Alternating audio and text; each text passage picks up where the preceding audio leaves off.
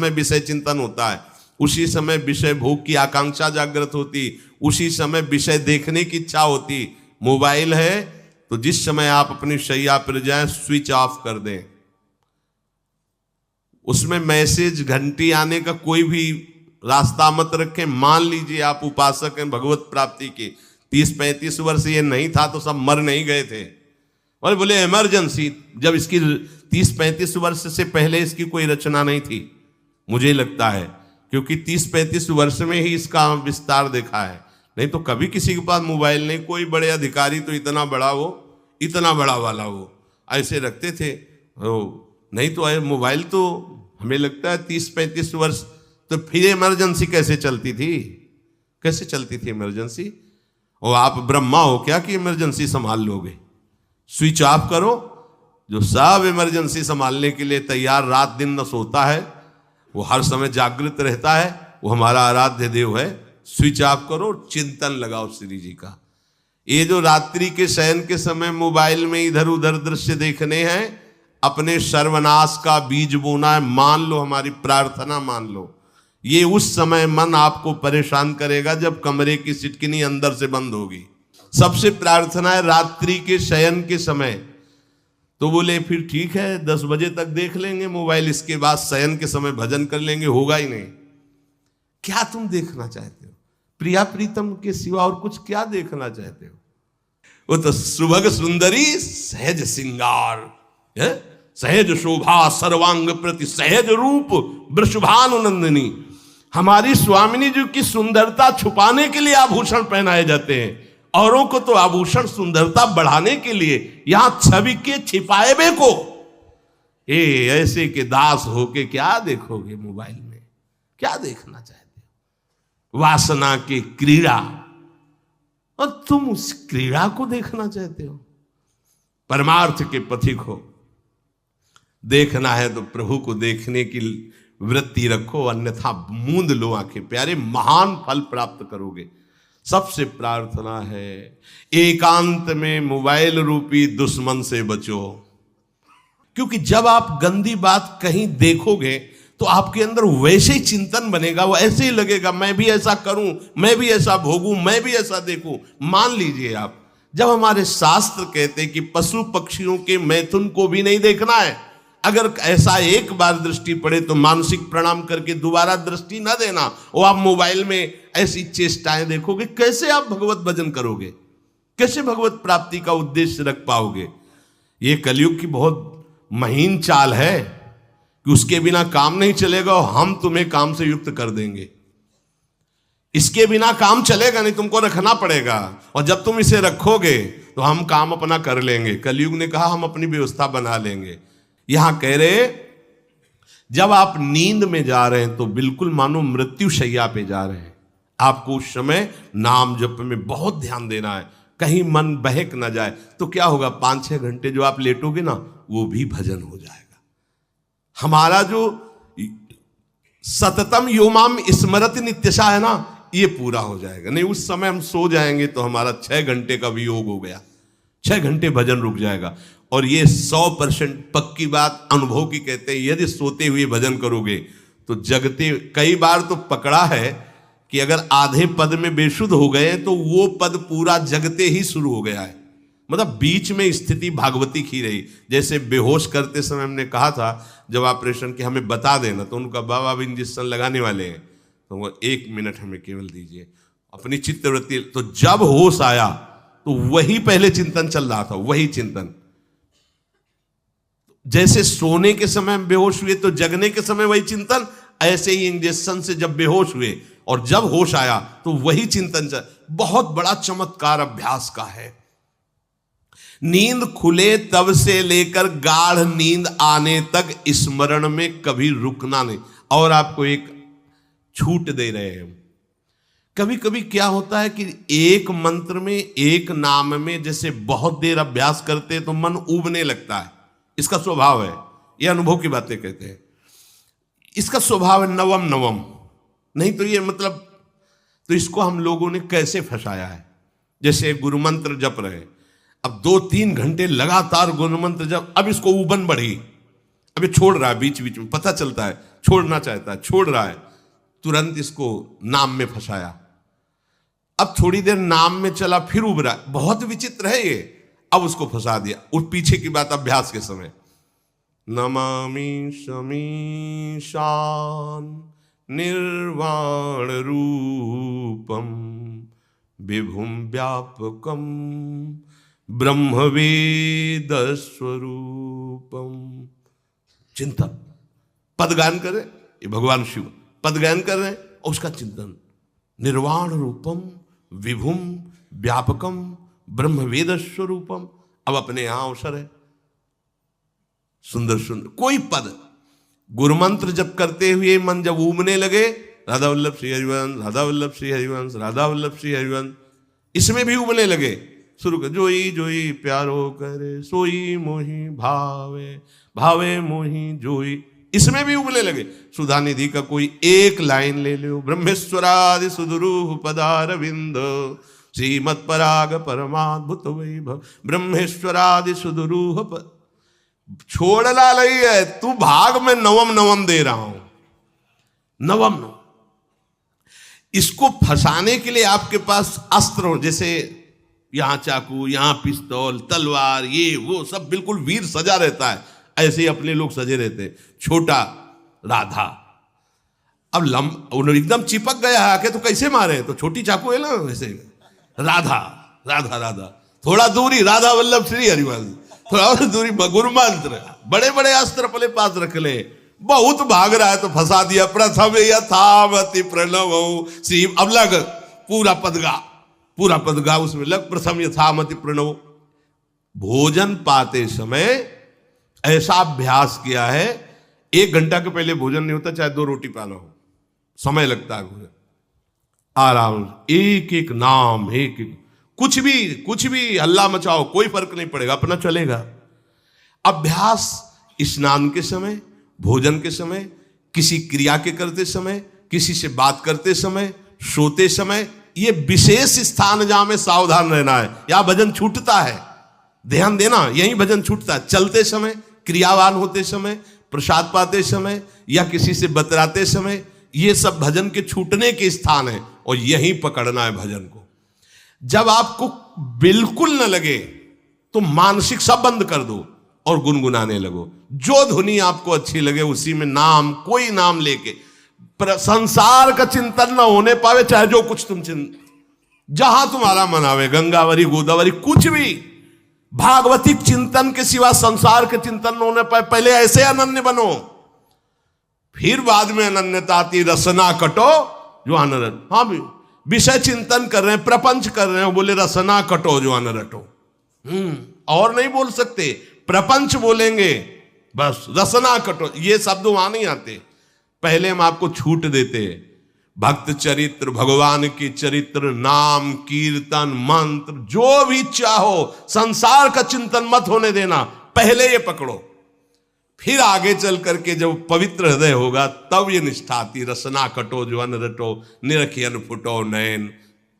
मान लो संसार का चिंतन नहीं करने देना है इसको, आप जैसे बने वैसे करो भागवतिक चिंतन। कोई नाम ले लो, कोई मंत्र ले लो, तुम्हें जो प्रिय लगे, हम छूट देते हैं। ये हम नहीं करें कि रसना कटो जो अन रटो, ये बाद की बात है। हमें पहले इसका संसार चिंतन रोकना है। कैसे छूटेगा, कैसे छूटेगा, हमें यह पकड़ना है। नहीं तो निष्ठा की बात, जो हरि नाम जगत त्रिशिरोमणि वंश बिना कबहू, हरिवंश बोलेंगे नहीं, हरि बोलना नहीं है, हरि बोलना नहीं, क्योंकि जो हरि नाम जगत त्रिशिरोमणि वंश बिना, हरिवंश बोलना नहीं है क्योंकि प्रपंच में रति। तो क्या करो, जो तुम्हें प्रिय लगे पहले उसे पकड़ो। ये हम अंदर की बात करें, प्रवचन की बात नहीं कह रहे। मन को फंसाना है हमें। राम कृष्ण हरि जहां लगे इसको लगाओ, पहले इसको फंसाओ, संसार का चिंतन न होने दे। गीता भागवत भक्त चरित्र कुछ भी कहीं भी इसे फंसाओ, पहले संसार का चिंतन न होने दो, फिर लाओ इसको घुमा के निकुंज वाटिका में। फिर तो भागेगा ही नहीं, फिर नहीं भागेगा। अब सीधे निकुंज वाटिका में किसी महाभाग्यशाली गुरु आश्रित का लगेगा, अन्यथा बहुत प्रपंची मन है। आप आश्रय इधर का लोगे, प्रपंच का चिंतन करोगे, बात बनेगी नहीं। चिंतन छोड़ना है हमें, जैसे बने तैसे संसार का चिंतन छूट जाए तो हम विजय को प्राप्त होंगे। ध्यान दीजिए, इस परमात्म तत्व को वही प्राप्त कर पाता है जिसका राग बीत गया है, खत्म हो गया है, वैराग्यवान। ज्यादा परिश्रम नहीं है वैराग्य में, विवेक नहीं होने के कारण हम वैराग्य नहीं धारण कर पाते। हम बाहरी बातों को वैराग्य ले लेते हैं, ऐसा कपड़ा बदल लेना या कपड़ा ना पहनना या लौकी का कमंडल, मिट्टी का पात्र, तो हम अपने को वैरागी। बात यहां नहीं रुकेगी। वैराग्य का इतना ही मतलब नहीं, ये भी एक बाह्य अंग है वैराग्य का, पर वैराग्य का सच्चा स्वरूप है वीतरागा। कहीं कुछ भी अच्छा नहीं लग रहा, कोई भी सुख आकर्षित नहीं कर रहा, लोक लोकांतर की प्रतिष्ठा, मान, सुख, ऐश्वर्य, व्यक्ति, कुछ अच्छा नहीं, राग खत्म हो गया। ऐसा उस अक्षर ब्रह्म को, अविनाशी तत्व को जान पाता है। जगते भयो फिरे बैरागी। जैसी हरिवंश प्रपंच बंच सब ये काल ब्याल को खायो। हालत यह है कि जैसे सांप ने मेढक को पकड़ रखा और मेढक सामने पतिंगा को, कीड़े को पकड़ना चाहता है, उसे यह पता नहीं कि मैं खुद किसी का कवल बन चुका हूं, वो एक झटके में मुझे अपने पेट में ले जाएगा। ऐसे ही हम सब हैं, काल के द्वारा ग्रसित है। काल ने हमें पकड़ रखा है, पर हम भोग भोगना चाहते हैं, हम नाना प्रकार की मान प्रतिष्ठा पाना चाहिए। ये पता नहीं एक झटके में हमारा अस्तित्व ही खत्म हो जाएगा। जिनके अंतःकरण में किसी भी व्यक्ति, वस्तु, स्थान, पद, प्रतिष्ठा का राग ही नहीं रह गया है, उसे कहते हैं वैराग्य वान। वीतरागाह, राग ही नहीं है। जिनका अंतःकरण निष्पाप निर्मल हो चुका है, जिनके हृदय में केवल भगवत प्राप्ति की उत्कट लालसा जागृत हो गई है, ऐसा साधन संपन्न उपासक परमात्म तत्व में प्रवेश पाता है। अध्यात्म मार्ग की ऊंचाई पर वो स्थित हो जाता है। यदि छंतु ब्रह्मचर्यम चरंती, जिनकी इच्छा एकमात्र भगवत प्राप्ति की है, यदि छंतो, तो उनको क्या करना होगा? ब्रह्मचर्यम चरंती, ब्रह्मचर्य का पालन करना होगा। प्रत्येक इंद्रियों का निर्विषय हो जाना वास्तविक ब्रह्मचर्य है। केवल जनेंद्रिय से ही ब्रह्मचर्य को नहीं लेते। हमारी प्रत्येक इंद्रिय भोगों से रहित होकर भगवत अनुराग में, नेत्र प्रभु को देखना चाहते हैं, त्वगेंद्री प्रभु को स्पर्श करना चाहती है, घ्राणेंद्री प्रभु के श्री अंग की गंध पाना चाहती है, श्रवणेंद्री प्रभु के वचन सुनना चाहती है। एक एक इंद्रिय अपने प्रभु में लग गई, अंतर्मुख हो गई, बाहर विषयों का त्याग हो गया। इसे ब्रह्मचर्य कहते हैं। पर प्रारंभिक ब्रह्मचर्य में जनेंद्रिय का ब्रह्मचर्य अत्यंत आवश्यक है।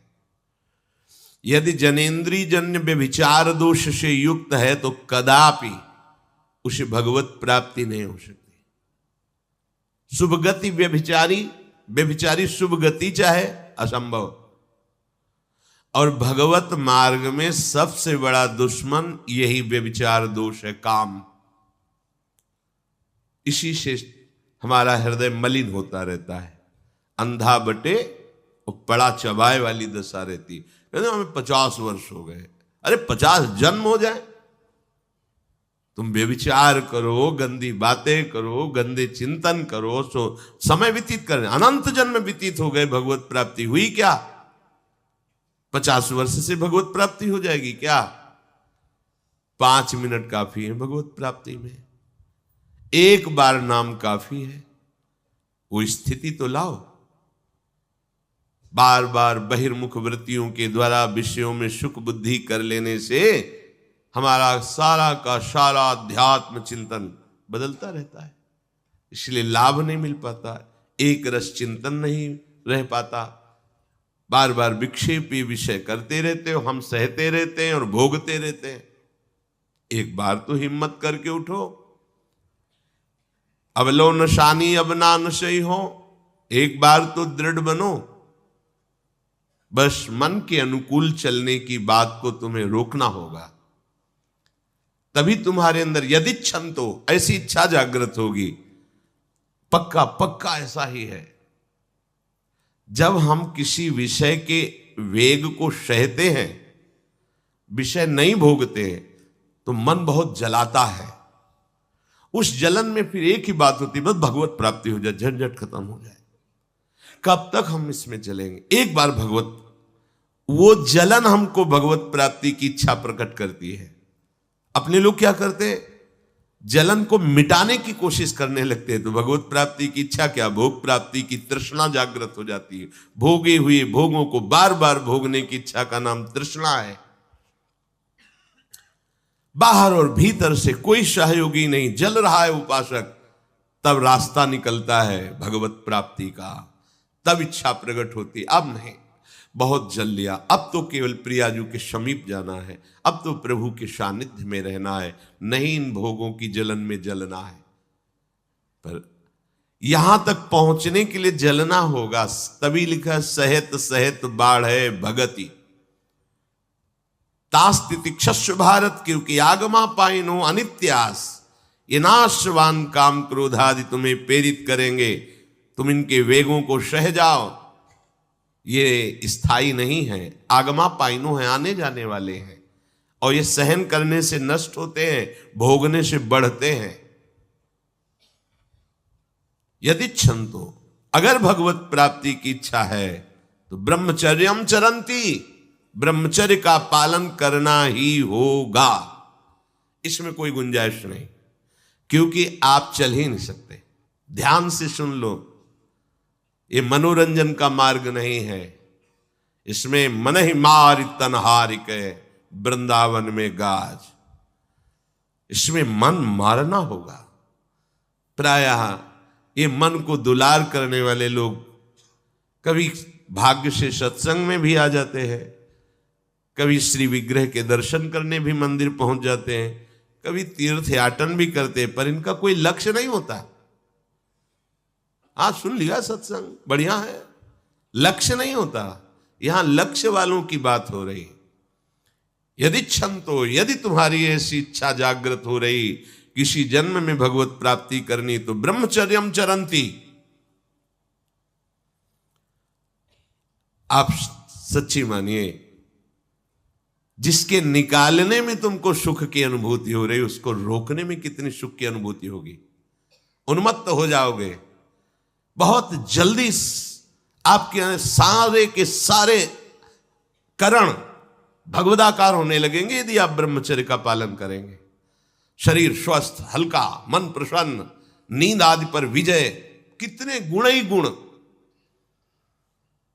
और ब्रह्मचर्यहीन आलस्य, प्रमाद, भोगों का चिंतन, मन का डिप्रेशन में पहुंचना, कमर में दर्द, टांगों में दर्द, सर में दर्द, घबराहट होना, बिना किसी कारण के मन भयभीत हो रहा है, भोजन अपच हो रहा है, बिना किसी प्रक्रिया के वीर नाश हो रहा है, बिना किसी प्रक्रिया के।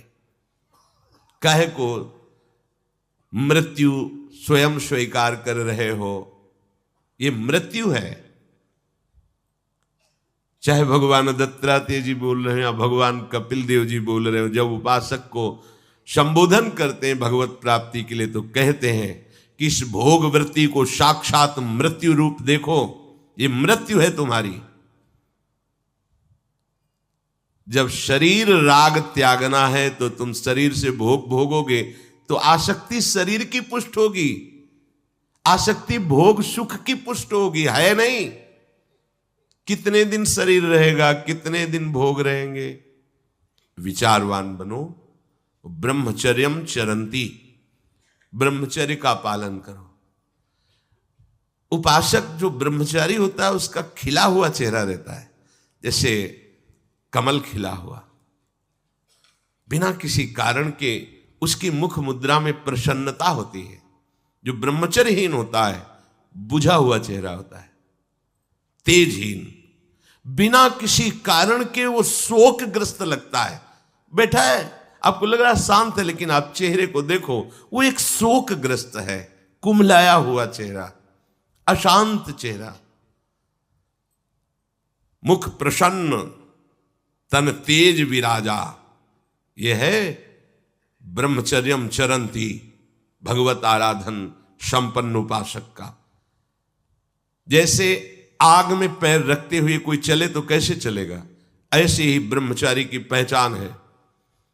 इतनी स्फूर्ति उसके अंदर होती, जैसे आग में चलने वाला पूरा पैर नहीं रख पाएगा, अगला कदम रख देगा क्योंकि ताप लग रहा है, ऐसे उसकी स्फूर्ति होती पैरों में। उसकी आंखें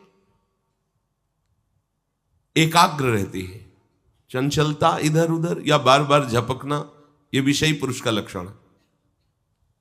बार बार पलक झपकना, यह विषयी पुरुष का लक्षण है। इधर उधर ताक झांक, चंचलता, ऐसा बैठे तिनका तोड़ रहा है, पैर हिला, यह सब विषयी पुरुष के लक्षण है। यह तो बिल्कुल साधारण स्पष्ट दिखाई देता है, आदमी विषयी है या ब्रह्मचारी, एक सेकंड में लक्षण होते हैं। आपको जब भगवत मार्ग का अवसर मिला है तो गृहस्थ हो, संतान हो गई, ब्रह्मचर्य से रहो। नहीं चाहिए संतान तो भ्रूण हत्या, गर्भ हत्या जैसे महापाप करने की क्या जरूरत है। उसी वीर से संतान उत्पन्न होती है जिसको आप नष्ट कर रहे हो, जिसको आप ऐसे पानी में बहा रहे हो, व्यर्थ फेंक रहे हो, तो उसको भ्रूण हत्या का पाप लग रहा है, तो तुमको पुण्य लग रहा है, वीरपात कर रहे हो तुम्हें भी वही हत्या लग रही है, क्योंकि उसमें वही जीवात्मा है जो मां के गर्भ में जाके बालक रूप धारण कर लेती है, उसको तुम नष्ट कर रहे हो। पर बुद्धि भ्रष्ट हो गई है, समझ में नहीं आता, व्यर्थ में वीरपात करते हो, व्यर्थ में।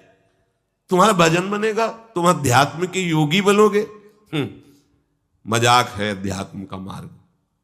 होश में हो जाओ, ये मन के दुलार को बंद करो। जब तक इच्छा ही नहीं भगवत प्राप्ति की, तो फिर तुम कैसे भगवत प्राप्ति कर पाओगे? भगवत प्राप्ति की इच्छा कैसे होगी जब तुम्हारी इस तरह से निंदनीय वृत्तियां हैं? इंद्रियों को दुलार कर रहे हो, मन को दुलार कर रहे हो, भगवत प्राप्ति चाहते हो, आचरण नीच और चाहते हो उच्च पदवी।